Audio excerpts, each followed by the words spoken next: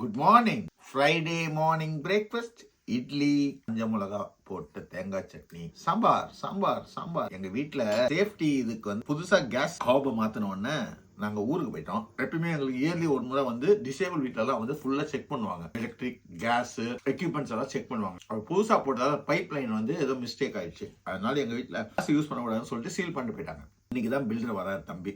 அதனால சில்லியா வந்து எதுல சமைக்கிற சில்லியா? இண்டக்ஷன்ல சமைக்கிறோம். எங்க வீட்டுல ஏதோ இருந்த சிம்பிள் லஞ்ச், சிம்பிள் பிரேக்ஃபாஸ்ட் சாப்பிடுறோம். எல்லாம் முடிஞ்சிடும். அந்த சர்டிபிகேட் வந்து அவங்களுக்கு அனுப்பிட்டா ஓகே.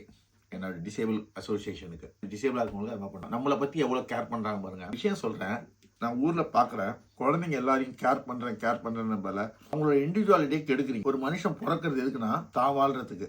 ஸ்டேட்டஸ், அம்மா அப்பாவோட ஸ்டேட்டஸ்க்கோ, அம்மா அப்பாவை பேரை காப்பாத்துறதுக்கோ இல்லை. நான் குழந்தைங்களுக்கு சொல்லி கொடுக்கணும், இந்த தவறு பண்ணக்கூடாது, இப்படி பண்ணா எங்களுக்கு அசிங்கம், இப்படி செய்தா எங்களுக்கு கஷ்டமா இருக்கும் அப்படின்னு சொன்னா 90% குழந்தைங்க புரிஞ்சுக்கும்.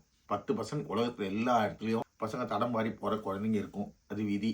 அது யாரும் ஒண்ணு பண்ணுவேன், நீங்க பிடிச்சி வச்சாலும் முடியாது. குழந்தைங்க இயற்கை பிடிக்கும். எனக்கும் ரொம்ப டிராவல் பண்ண பிடிக்கும். சின்ன வயசுலேயே ரொம்ப டிராவல் பண்ணுவேன். பேரண்ட்ஸ் அண்டர்ஸ்டாண்ட் பண்ணிட்டாங்க. குழந்தை இப்படிதான், அண்ணன் வீட்லயே இருப்பாரு, அவர் ஒரு மாதிரி. அடுத்தவங்க கிட்ட அன்பு காட்டுவேன், அடுத்தவன் இன்னும் வேற மாதிரி இருப்பான். ஒவ்வொருத்தரும் ஒரு இண்டிவிஜுவல் எங்க அம்மா புரிஞ்சுக்கிட்டாங்க. அதுக்கேற்ற மாதிரி அவங்கள அவங்க மோல்ட் பண்ணிக்கிட்டாங்க. இந்த உலகத்துல பிறந்தது நான் வாழ்றதுக்காக, அம்மா அப்பாக்காக இல்ல. அம்மா அப்பா பாத்துக்கணும், அது முக்கியமானது, மிக முக்கியமானது. நாமளா வாழ்றது, அதை நீங்க செய்யவே மாட்டீங்க எந்த பேரண்ட்டும். அவங்க என்னமோ உங்களுக்கு செய்ய வச்ச பொம்மை மாதிரி நினைச்சு ரிமோட் பொம்மை மாதிரி செய்றீங்க. நிறைய பேர் பார்த்ததால சொல்றேன், இதுல பேரண்டிங். ஒரு நாள் பிறந்தா வாழ்க்கையை அவன் தான் நிர்ணயிக்கணும். அதான் வாழ்க்கை. கூடவே இருந்து பார்த்து செய்யறேன்னு சொல்லிட்டு அந்த குழந்தை வாழ்க்கையும் காலி பண்ணி நீங்களும் காலி ஆயிட்டு அவன் இல்லற வாழ்க்கையும் காலி பண்ணிடுறீங்க. அதான் பசங்க தான் பிரச்சனைனா ஹேண்டில் பண்ண தெரியாம அம்மா கடிக்கிறது, அப்பா கடிக்கிறது.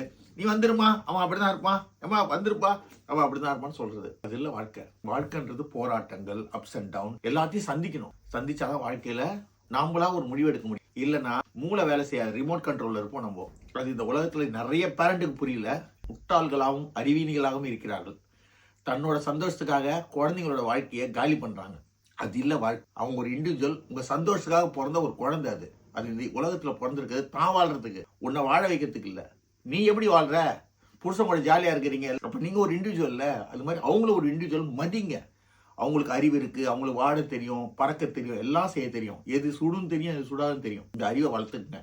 I seen so many parents are like that. They are not a good parent in my concern. Thank you. God bless.